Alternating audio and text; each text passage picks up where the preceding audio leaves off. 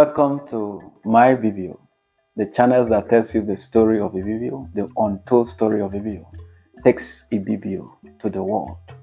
And in my last video, I told you we'll be looking at the origin of Ibibio. A lot have been said about Ibibio, where it comes from, how did it originate, especially the language and so many things, the culture. Is it coming from? People trace it to the lost tribe. So it is a tribe of Israel that moved down to part of Africa and then down to where we are today. A lot of people trace it down to Benue Valley. So a lot of sources are there that talks about Ibibio, the origin of Ibibio. But I promise you in the last video, we're tracing Ibibio to Usakedet in Cameroon. Now Usakedet, probably called or known as Isangele in Cameroon, is in Indian division in Cameroon and southwest Cameroon. Now that is the birthplace of what we call the Ekpe secret society. That's where it comes from. And a lot of people have said that is where Ibibio originated from. And they migrated from there to Ibom in Arochukwu, present Abia state. Now, one thing you must understand is that Ibom is the name they gave to the place as a result of by the Ibibios. It happens to be the name of the leader of the Ibibio that settled there. So Ibom in present Arochukwu today happens to be the birthplace of Ibibio. Again, all right, from Ibom. Now move.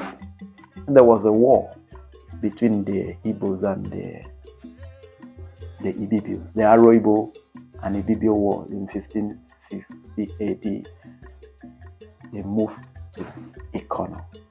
Now, few things you must understand is that Ibibio started in Usakedet. He came to Ibom in Arochukwu. Today, in Arochukwu, local government as a whole, or Aro, you have the Ibom. Ibom happens to be one of the three major lineage of Aro currently, and we still have Ibom village that forms the 19 communities that makes the present Aro. And we talk of the Obong Ogonita village. So this were the core Ibibio settlement in Arochukwu before it moves down to Ikono.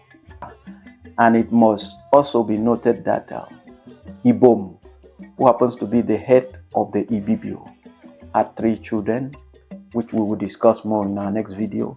The name of them, they called the first one the Ikono. That was the first child. The second one was Imanibom, and the third one was Ibom. These are the children of Ibom. And you may be wondering, Ibom is today the local government area in Akwa Ibom. So we'll tell you more about this in our next video. Now, you must understand that the southwest part of Cameroon was part of what is today's present Akwa Ibom. So the history may be somehow correct because it was during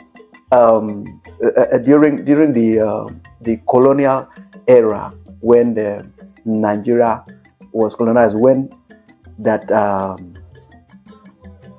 Cameroon, part of Cameroon, southwestern Cameroon, was severed from Nigeria and then put into Cameroon. That southwestern part of Cameroon was part of Akwa Ibom state.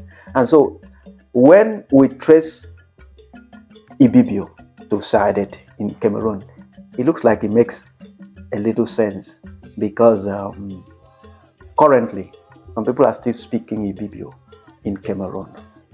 I don't know what is your thought about it. Let's hear from you. Just drop your comments.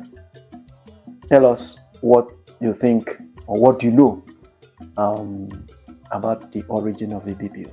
And maybe there's something you know about Usakedet that you feel that's not correct. We'd like to hear from you. Don't forget to subscribe to our YouTube channel,